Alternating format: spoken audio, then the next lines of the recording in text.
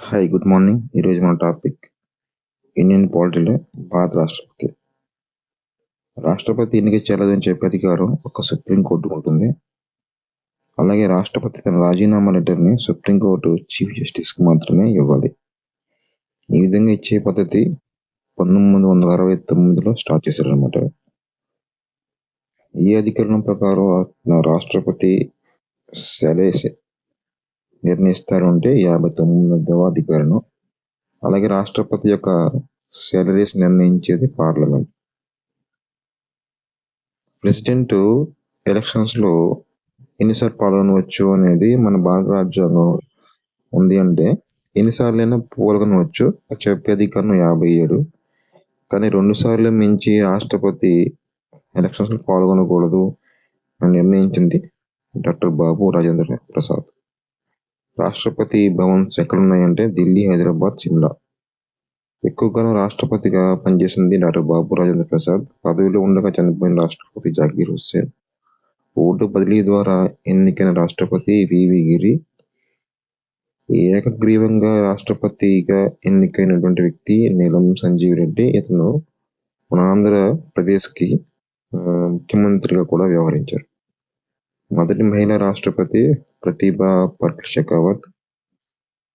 మహాభియోగ ప్రక్రియ అంటే ఏంటి? రాష్ట్రపతిని తొలగించే ప్రక్రియ. ఇది చెప్పే అధికారం 61.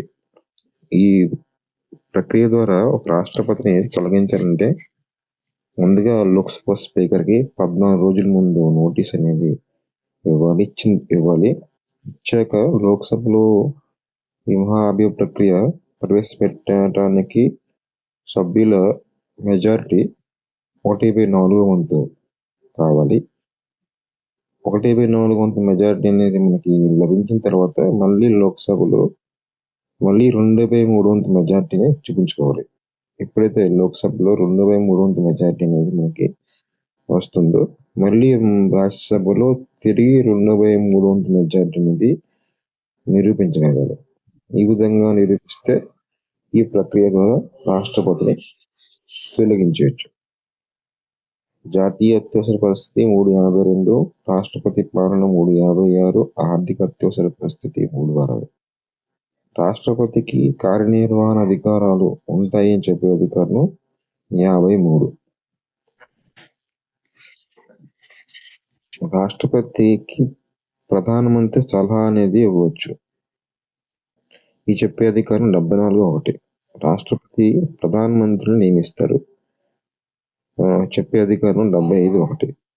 అలాగే రాష్ట్రపతి త్రివిధ దళాల అధిపతిని నియమిస్తారు.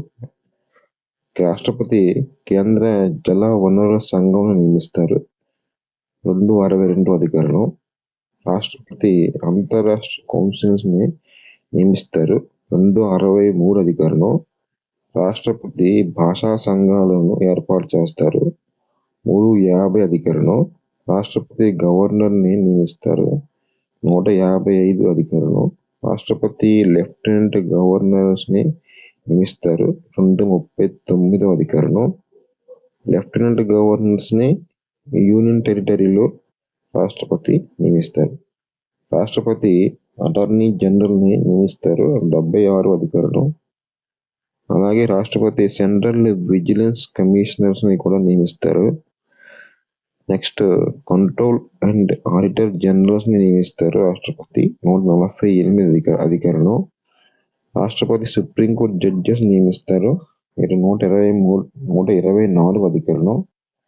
రాష్ట్రపతి హైకోర్టు జడ్జెస్ లాయర్స్ ని నియమిస్తారు. 217 అధికారం.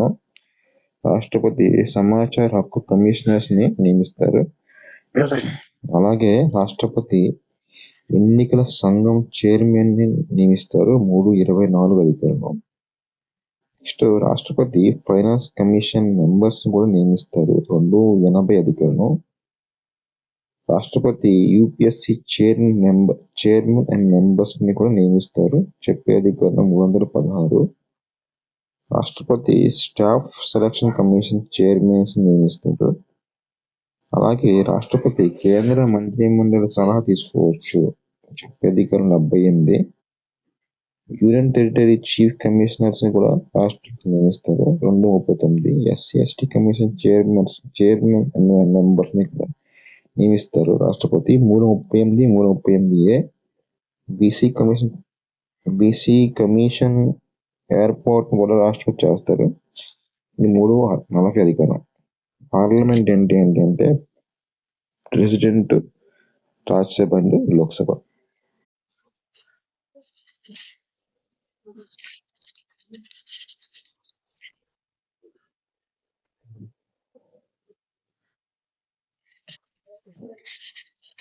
భారత రాష్ట్రపతి ఎంతమందిని రాజ్యసభలో నామినేట్ చేస్తారంటే 12 మంది. వీరు సాహిత్యము, కళలు, సాంఘికం అనే 3 రంగాల నుంచి వారిని నామినేట్ చేస్తారు. పార్లమెంటు ఉభయ సభల సంయుక్త సమావేశాన్ని ఏర్పాటు చేసేది రాష్ట్రపతి. అది 85 చెప్తుంది అనమాట. లోక్సభ రద్దు చేసే అధికారం రాష్ట్రపతికి ఉంటుంది. అది 85(2)B అధికారం చెబుతుంది. లోక్సభను, రాజ్యసభను సంయుక్తంగా కానీ విడిగా కానీ సందేశాలు పంపించేది రాష్ట్రపతి. చెప్పే అధికారం 86. లోక్సభ ఏర్పడిన తర్వాత మొదటి మీటింగ్ కండక్ట్ చేసేది రాష్ట్రపతి. 87 అధికారం. ప్రతి సంవత్సరం మొదటి బడ్జెట్ మీటింగ్ కండక్ట్ చేసేది రాష్ట్రపతి. చెప్పే అధికారం 87.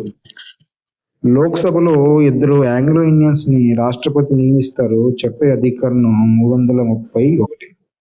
పార్లమెంట్ లో ఒక ఎంపీ అనర్హుడు అని ప్రకటించే అధికారం ఒక రాష్ట్రపతికే ఉంటుంది. ఇది చెప్పే అధికారం 103.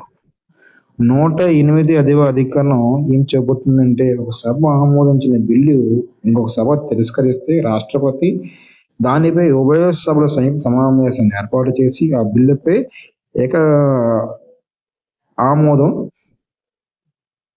తెలియజేయడానికి సంయుక్తంగా సమావేశాన్ని ఏర్పాటు చేస్తారన్నమాట. అది చెప్పే అధికారం 108.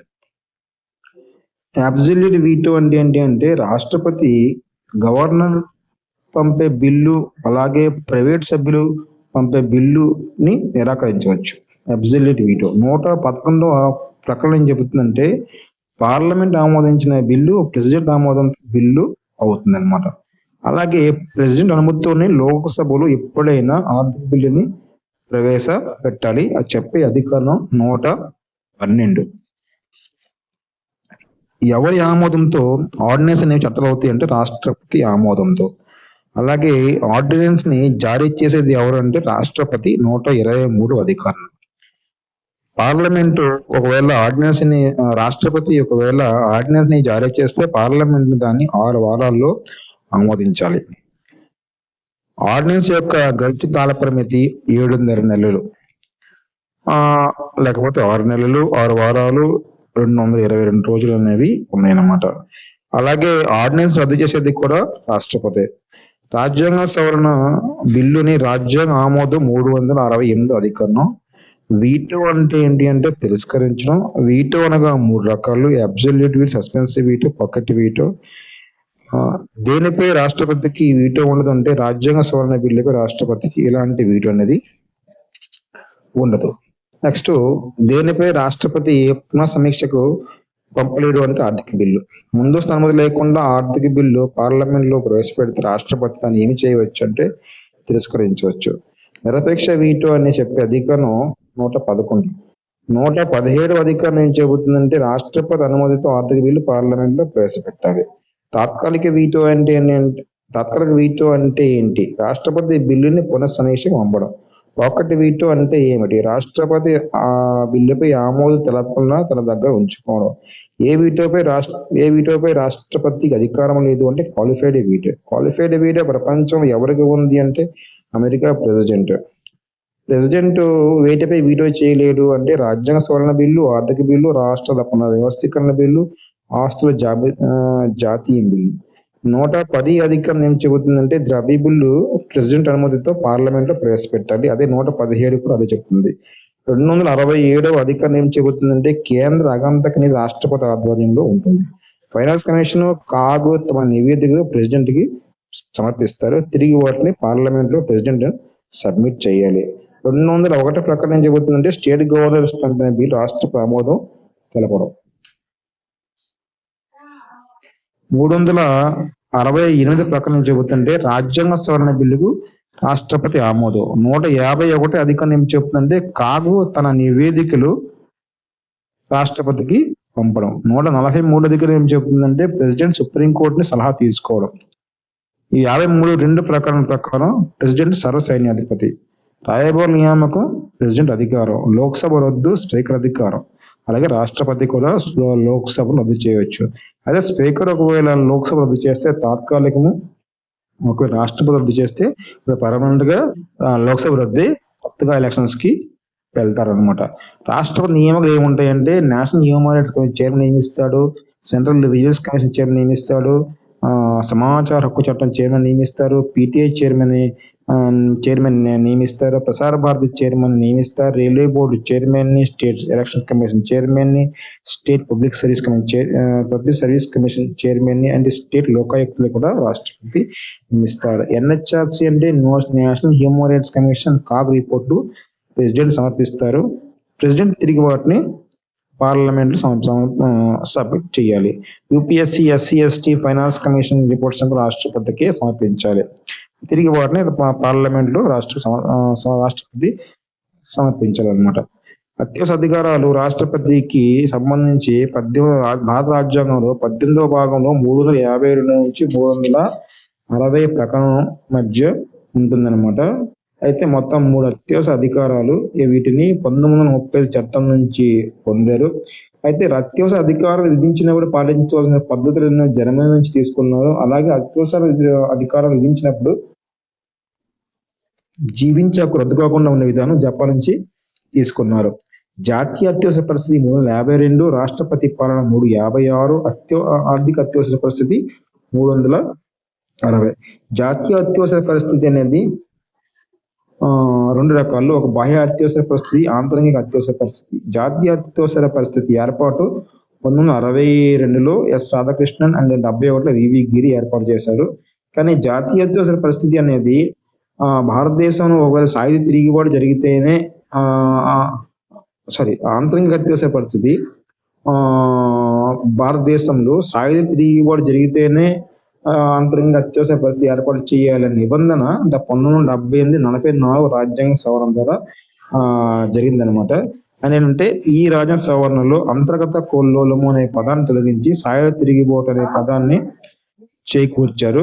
ఈ అంతర్గత కొల్లోలం అనే పదాన్ని సాయుధ తిరుగుబాటు చేర్చడం వలన ఈ సాయుధ తిరుగుబాటుని ప్రామాణికంగా తీసుకొని ఒకవేళ భారతదేశం సాయుధ తిరుగుబాటు జరిగితే ఆంతరంగ అత్యవసర పరిస్థితిని విధించాలి అని నిర్ణయించడం జరిగిందనమాట.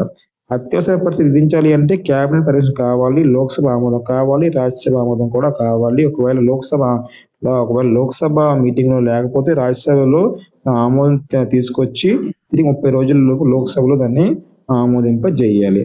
ప్రెసిడెంట్ అత్యవసర పరిస్థితిని రద్దు చేసేవచ్చు, అది కూడా క్యాబినెట్ సలహాపై. అత్యవసర పరిస్థితి ఏది